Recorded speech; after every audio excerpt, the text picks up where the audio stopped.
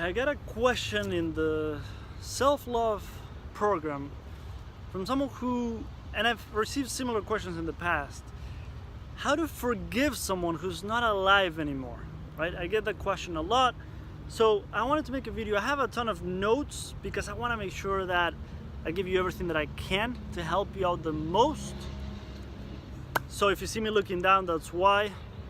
And I'll share with you a lot of different ideas and perspectives. A lot of wounds from the questions that I received seem to be with father. So if I use the word he, but that doesn't apply to you, you can just, whatever resonates with you, right?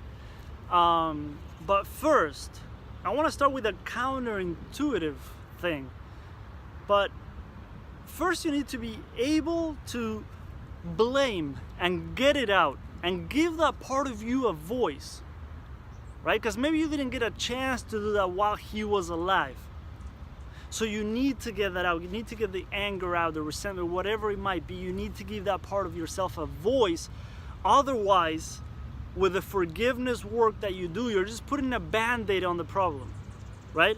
You're putting a band-aid just like with positive thoughts and what everyone recommends on top of it, but the issue's still there.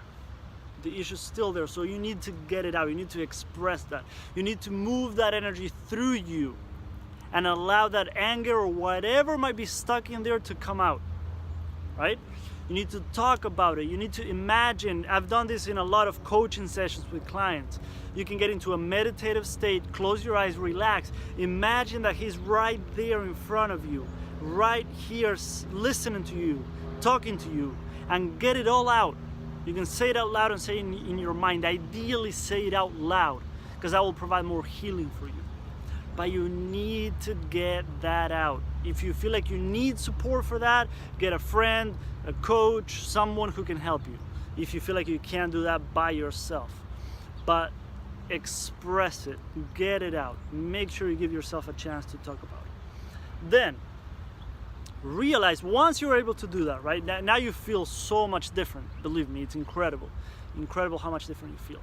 Then I want you to realize that we all do our best according to our circumstances at the time, right? What we're going through emotionally, mentally, our stress levels, whatever's going on in life. Not that that makes their behavior okay.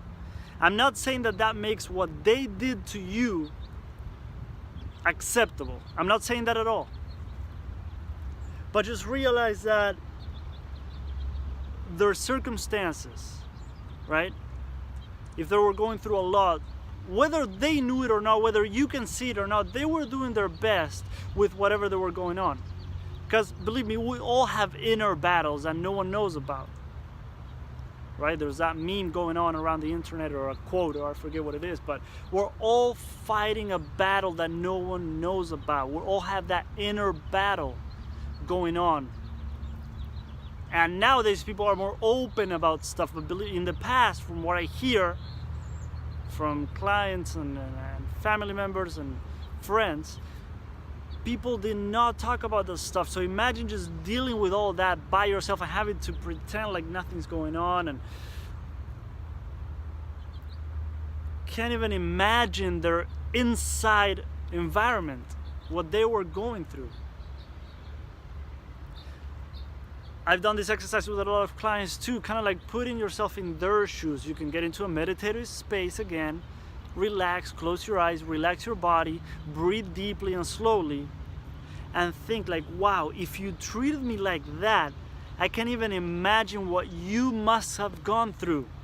I can't imagine what you went through to be able to treat another human being the way you did, to be able to do to someone else what you did to me.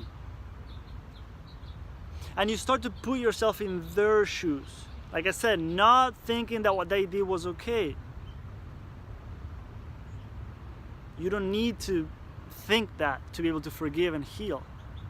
But you can realize what they were going through, the environment that they were in, externally and internally. And it moves you to a place of more compassion. It moves you to a place of like, I freaking hate you. How can you do this to me? To slightly more, you don't need to get there yet, but more to a place of, wow, I'm sorry for everything you went through. I realized that you had no one to talk about this with. You had no way of healing this, healing what you went through, healing your past, healing your experiences. So it allows you to have more compassion for them. Because it's true that we're all doing our best. Believe me, I know this from experience. The other thing that I wanted to mention that I forgot was frustrations, right? When we're going through our own frustrations in life, whether that might be health, career, right, finances, whatever it might be, we become another person. Like when I've been really frustrated with things, I've treated people in not my best way, the way that I could treat them, right? And in some way, I quote unquote regret that, but it taught me so much, right? When I was going through a lot, I've treated people in not the best ways. And it's funny how now I get messages saying like, wow, you're the nicest person I've ever met, you're the most amazing person I've ever met. And I share with them like, we all make mistakes, we all go through that stuff, right? It's okay. So of course there's people that never come out of that stage. And that makes me think about, holy crap, like how much pain are they going through to never be able to forgive themselves and get out of that cycle, right? So the more you think about it, the more you explore this, it's incredible, the more compassion that you have. But to be able to get to the compassion, first you need to get it out. First you need to blame, vent, swear, punch something if you need to. Some people do punching on the bed or a couch or sofa, punching on pillows, yelling like crazy. I've done that in my car. If you need to get it out and yell, of course you don't want to do that maybe in your house because the neighbors are going to call 911, but you can get in your car and when you're driving down the highway that no one's going to hear you can yell like crazy and get it out. Believe me, it's tough to get to a level of compassion if you don't first express that and let it move through you. So I'm just trying to see if I missed anything. Oh, also, this is huge. And I don't think too many people talk about this, but I mean, I'm not trying to say like I came up with it, but you need to forgive yourself too if you feel like you did anything wrong. Some people feel like I let it happen, right? I didn't do anything to stop him. If you feel like you did something wrong, you need to forgive yourself too. Like I said, we're all doing our best based on the circumstances and everything that's going on. So you, at that time, if you were a kid and you didn't do anything to stand up for yourself, if that's how you feel about it, if you feel like you didn't have enough courage to speak up and do something about it, you need to realize you were just a kid. You were a kid. Of course you're going to be scared. Of course it's going to be tough to stand up. Of course it's going to be tough to speak up. Especially if it's your parents or family or someone you look up to. An older role model. Of course it's going to be tough. So you need to forgive yourself if you feel like you did something wrong. So you can also go back to a meditative state and imagine that little kid in front of you and talk to him or her and say everything that you would have liked to hear at the time, and forgive yourself and give yourself love and realize that you did everything you could and that it happened that way, and you can't go back to fix it, but you can forgive yourself now. You can't go back to change it, but you can change how you see what happened. You can change your perspective about it. You can have compassion for that little kid too. Compassion for yourself. That's one of the biggest gifts you can give yourself on a forgiveness journey. So explore that idea. You can also talk to yourself in the mirror and forgive yourself that way and have a conversation with yourself. Right? Have a conversation with yourself. Some people grab a picture of when they were a kid and it takes you back to the moment, it takes you back to talking to that part of you that's still there, that inner child that hasn't been forgiven, hasn't been loved, hasn't been cared for. So if a picture helps you with that, use that. But open that line of communication if you need to. Another point, huge one. This is more of a spiritual perspective. But realize, this was huge for me when I needed to forgive myself for something that happened when I was a kid. Realize that at the level of your soul, you chose that experience. That might be hard to get at first, hard to digest, because some people have gone through really, really tough things. But realize that at some level, your soul decided that somehow that was something that you wanted to go through. To learn from it, to grow from it, to become a better person from it, to have more compassion for others from it, to be able to relate to people that go through similar things. But at some level, your soul chose to go through that experience, or like Matt Kahn shared once, that experience chose you. Maybe if you're being challenged with forgiveness for others and for yourself, that experience chose you so that you can go through that. You can experience that. You can explore that, navigate that, heal that, overcome that, and be able to help other people with that. Or even just the blessing of you having healed that is going to bless everyone around you. So at some level, which this is not something that mentally we can get because it goes deeper, at some level your soul decided to go through that experience in this lifetime.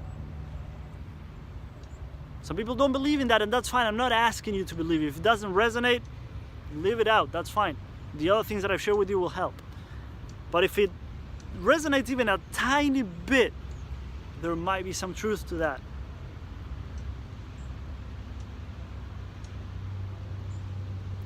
Everything we've gone through serves a purpose. It's made you into the person that you are today. It's given you the gifts, which maybe you're not yet able to see, and that's fine. But it's given you the gifts that have helped you become the person who you are today, the amazing, incredible, beautiful person who you are today. It's not only the great and beautiful experiences that makes us who we are. It's the challenges that we go through as well. The hardships, the things we wish we didn't have to go through.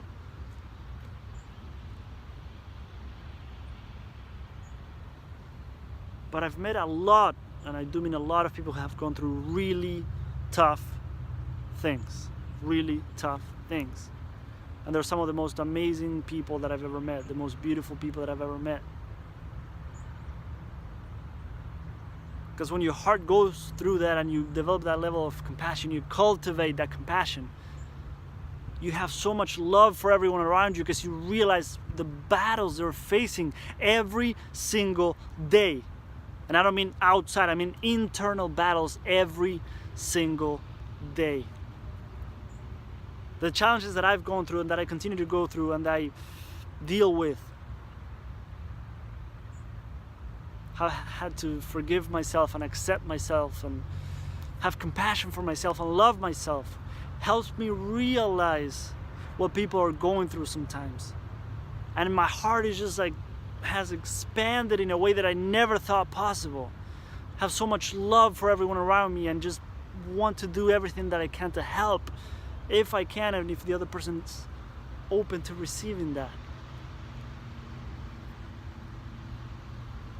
There's a gift in that.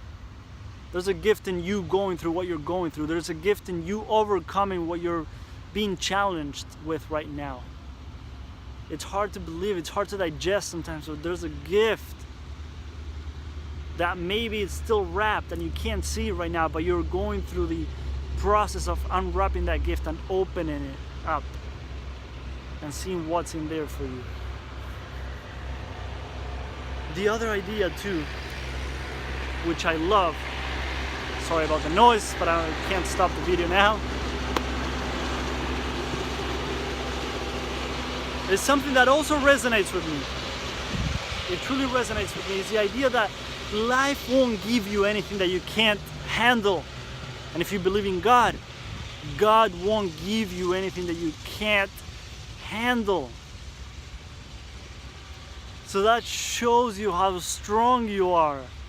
And a part of you is not going to believe that. That's fine. At first I didn't believe that. Like, what do you mean? Life is giving me stuff that I definitely can't handle. But then you look back and you realize how it was actually something that you were able to overcome and that you can handle. So just consider that idea that life won't give you anything that you can't handle. So that just shows you how strong you are, right? The other one is that, yeah, maybe that person who did that to you, who you need to forgive, maybe that person was there to remind you of your power and your beautiful qualities and the amazing person that you are. Sometimes we need to go to a breakdown to have a breakthrough, right? We go through that breakdown, we think we're never going to come out of it, but eventually we have that breakthrough. Hopefully this video gives you some ideas of how to have that breakthrough for yourself. We're all different. We're all going through different things. And the other thing that I want to share, yeah, that forgiveness leads to compassion, right? And you can't be mad and have compassion at the same time for someone, right? You can't have compassion for me and hate me at the same time. You might go back and forth, that's okay. But I do believe that it leads to compassion, and it gives you those gifts of experiencing, because to me that's a beautiful experience, to be able to experience compassion for others and for yourself. That's a beautiful gift. Beautiful gift. Woo, babe. And the other thing that I wanted to share is that forgiveness, yeah, in my opinion, forgiveness is for you. Forgiveness is for you and everyone in your life. Forgiveness is for you to heal that so that everyone in your life will benefit as well. And you'll benefit as well. It's not for the other person. If you want to do it for the other person, that's great. But it's eating you up inside. So forgiveness is for you to heal that and experience life to the fullest without that anger or resentment or whatever's going on inside of you. Forgiveness is for you. It's a beautiful gift that you can give yourself. And there's two quotes that I wanted to share about forgiveness that I wrote down here, because I think they can be a good perspective. The first one is, to forgive is to set a prisoner free and discover that the prisoner was you. By Louis B. Smedes, I don't know how to pronounce that. I think that's a beautiful one, and I do agree with that. It's affecting you more than it's affecting the other person not to forgive them, of course. Sometimes they forgot about that already, or they didn't even realize how messed up it was what they did. So forgiveness is for you. It's the gift that you give to yourself and the people that you love. If you want to do it for your kids, because you want to be a better parent for them, if you want to do it for your husband or wife, right, your spouse, your girlfriend, boyfriend, do it for you and them. That's what matters the most. And the other one by Bernard Meltzer, but there were two very similar quotes by two different people, so I don't know who came up with it first, and I don't know, but I'll leave you with this quote because I think it's a beautiful one. But let me know if you have any questions in the comments. Let me know how else I can help you. We can go deeper and explore more, so I can give you more ideas on how to help you. But I hope this helps. I really, really, really hope this helps. The quote is, when you forgive, you in no way change the past, but you sure do change the future. When you forgive, you in no way change the past, but you sure do change the future. And I agree. Hope that helps.